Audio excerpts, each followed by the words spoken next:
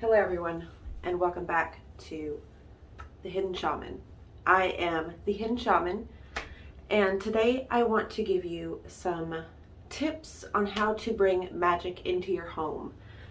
Not necessarily doing much.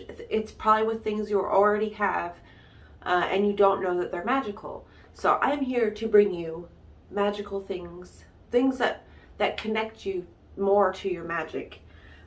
Right here I've got my old Book of Shadows, so I'm going to be giving you some tips out of it.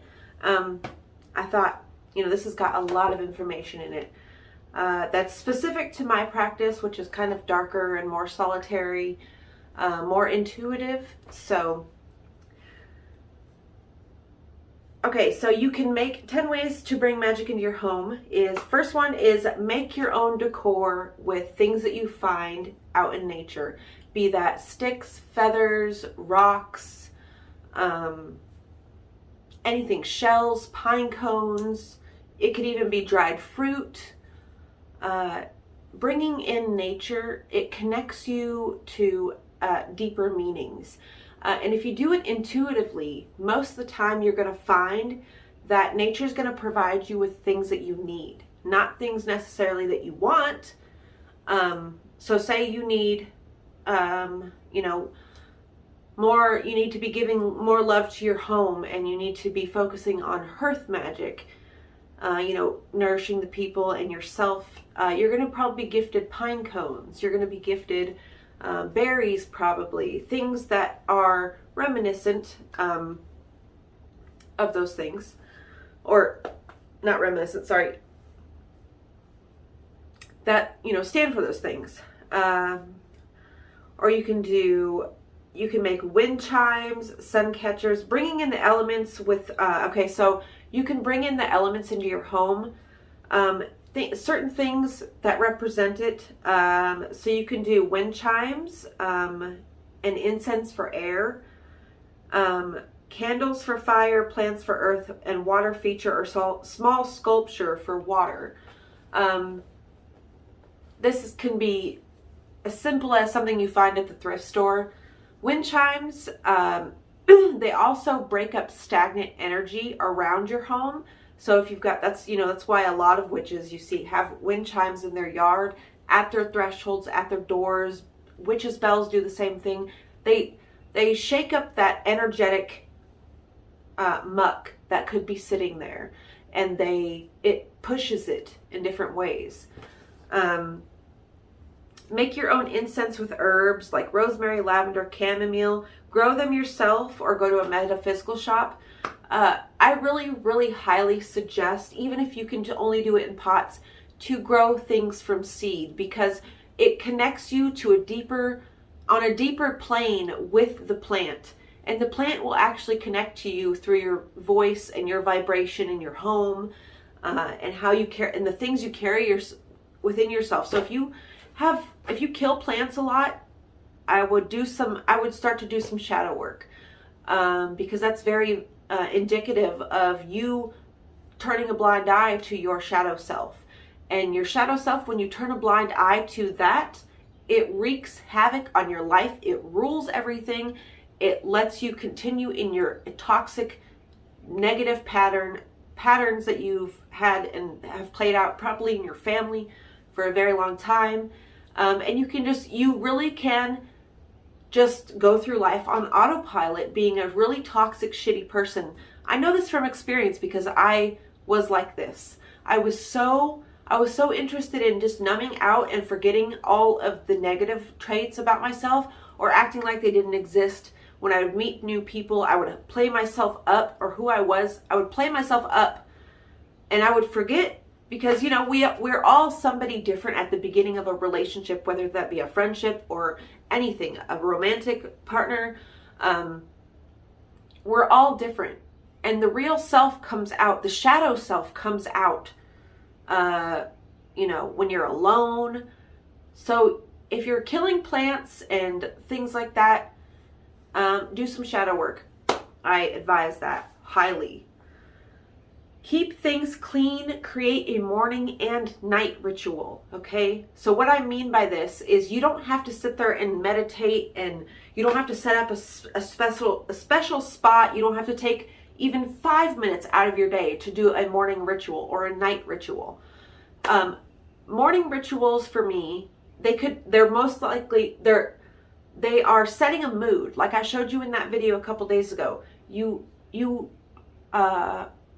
exert your own personal will and you follow your intentions, and you customize the scent, you customize the music or the atmosphere, you customize the lighting, you customize everything like that. So you customize the setting in that way. That's what I like to do, at least, because I have the luxury of doing that. I don't have a job and things like that, but I understand if you have a job, you can simply stand in the mirror, or not even in the mirror. You can just stand there, take a deep breath, feel that you are in your body, and say, today I choose to be happy. My intention is to spread love, or whatever your intention is. Just state your intent for the day. State what you want the day to play out as, but don't be so rigid in it that if it doesn't play out that way, you get disappointed in yourself. At night, you have to accept what happened and let it go and say, tomorrow I will try again. You just have to keep creating you have to keep your mind in check, because your mind, we all know this, will run away with you and create awful scenarios that will never happen. And so you end up living in fear because of the scenarios your head is making up. If you are not consciously creating your own thoughts, you have to consciously create your own thought process. You have to be aware that your mind wanders, and the result of that is usually bad thoughts. That's not you as a person creating these thoughts. It's just the mindless talk that's there. Be conscious of where your head is facing when you sleep. It is theorized that if you sleep with your head facing north, you receive more earth energy. So each direction, northeast, south, west, they all hold different spiritual energies. So I have my head facing north most of the time. If I'm doing that kind of, if I'm having my head facing north, it's usually because I'm having to do inner work, shadow work. My dreams need to be symbols that I can then interpret. When my head is facing south, it's energizing me socially. When my head is facing east, it's more, connecting to a divine energy, and west is more, I need to be in touch with my emotions. That's my interpretation of it. You can obviously read many other interpretations, and whatever works for you, that's what you should do. Burn bay leaves for prosperity. This is something that basically everybody has in their kitchen, because it's a cooking spice. You can take it and you can write an intention. You can do this on the new moon and the full moon, or any moon phase, whatever corresponds to the energies that you are wanting to manifest, and then you can burn it. Simple, easy, effective spell. Create an outdoor space to go and be one with your surroundings. Now, if you live in an apartment, you can make your outdoor space a balcony, or somewhere close to where you live, or you can even choose. You can create your own outdoor space. If you don't have access to an outdoor space, you can make yourself a travel altar. Put a candle in there, some salt, a few protection herbs. Put a sigil on it for protection. Things like that, or just tailor it to your own preferences and your own practice is the best advice. And then you can just take that with you anywhere, and you can create that connection anywhere you're at with just a few simple tools that you may possibly already have. Make your own cleaning supplies with vinegar and oils and citrus. Now all you have to do to get the benefits from any herb is soak that herb in water. You want to boil the water, pour it over the clean herbs. You want to clean them first, and then let it sit for 24 hours and then strain it out. And you can use that water. You can add vinegar to it. You can add citrus to it. You can add whatever you want, essential oils, whatever. Like, really, it's up to you. There's tons of recipes. I've made a couple on my channel here myself. Feed the birds and keep a water source for them, or the plant flowers for pollinators and keep a water source for the bees. When you connect to the rhythms of the birds, when I think the birds hold a bigger meaning than we can even comprehend as people. And I don't know, there's just something so divine about connecting to the birds and feeding them and feeding the local wildlife around you. They end up not being as afraid of you as they, usually are. The longer you feed in the same spot, the more animals you'll get. If you just started feeding in your yard, give it time. And that creates that sacred connection that we all seem to be missing out on and missing. This is who we were as people. I just watched a documentary actually recently on a tribe in Africa. It was called First of the First, or Last of the Firsts.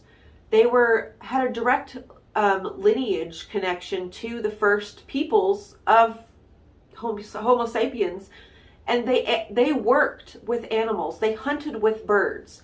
So they would go, one of their main sources of sugars was honey. And, in that region of Ethiopia where they were located, the beehives were hard to find. So the birds would help them. The birds would scout the beehives, make noise until the hunters or the gatherers came and got the stuff. And then in return, the hunters or the gatherers would give the birds wax that they would then use for their own purposes. So it became this symbiotic relationship with the birds. And I think that is something that we all should get back into connection with, some kind of form of connection to nature. Obviously you don't want to be feeding them bread and things like that can hurt them. You want to do some research on what you can get and things like that. So the last one is every morning write down things that you are grateful for. This is a big one, okay? So this changes your mindset. Being in a place of gratitude, instead of saying, I hope A, B, and C doesn't happen. You say, I'm grateful that A, B, and C are not happening. If you phrase your thoughts differently and your speech and the way you talk about yourself, you guys, it shifts everything, okay? Our subconscious mind is taking in every single bit of information that is out there. And our conscious mind is throwing away things that we deem unimportant. And so really getting in touch, and even if it's just simple things, like I'm grateful that I'm awake. I'm grateful for family. I'm grateful that I can stand and my legs work. I'm grateful for whatever. It could be the simplest thing. Do it every single day. And after a while, your mind will stop going to negative places automatically. It will search for the positive instead of the negative. I am living proof of this. I promise you this works.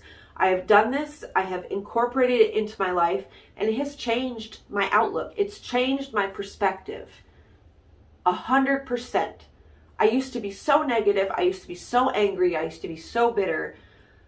I used to say, fuck this to everything, and nothing is worth anything, and I never strived for anything. And I wasted a lot of time. I wasted a lot of my life that way. And finally, it dawned on me, like, I am creating all of the things that I say that I hate. I'm creating everything that makes me unhappy. I'm drawing the people who continue to hurt me to me because I am not healed. Because I still you know, I would, that's how I was. And I started to, every time I got angry, even if I was just so pissed, I would take a moment to write down things I'm grateful for in that moment specifically, because it started to ease up my anger. It started to